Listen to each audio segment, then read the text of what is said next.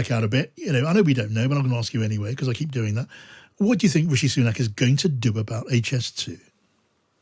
Well, the word inside government is that he's made up his mind, at least as far as the key bit between Birmingham and Manchester is concerned, that he's going to basically can that.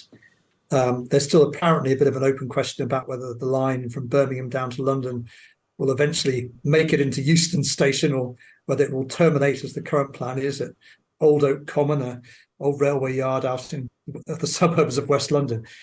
But people say the decision's been taken. I mean, the politics of this look absolutely dreadful. And the longer he waits before announcing this, the more political damage he's going to sustain.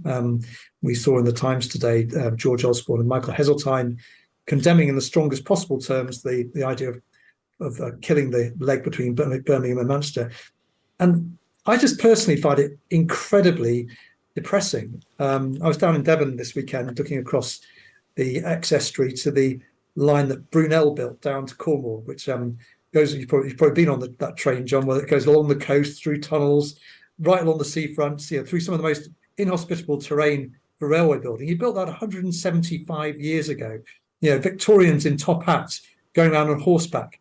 The idea that 175 years later, we are incapable of building a high-speed line between our major cities in this country, when every other country in Europe's doing it, the Spanish, the Italians, the French, the Germans, the Chinese knock them out in every 5 years.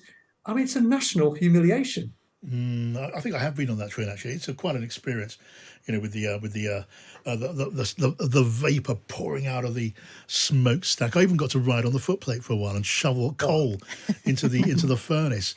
As I say, I like reverting to the age of 8 every now and again. But you hear, George, you reckon the word is that he's going to just put a halt to Birmingham to Manchester, not delay it by 7 years, as was suggested. Just end it. Well, I mean, there are different accounts of that, and you're right that some people are saying that he might decide to halt it for 7 years. Other people in government say that's not Rishi Sunak's style. He wants to be seen as this decisive leader.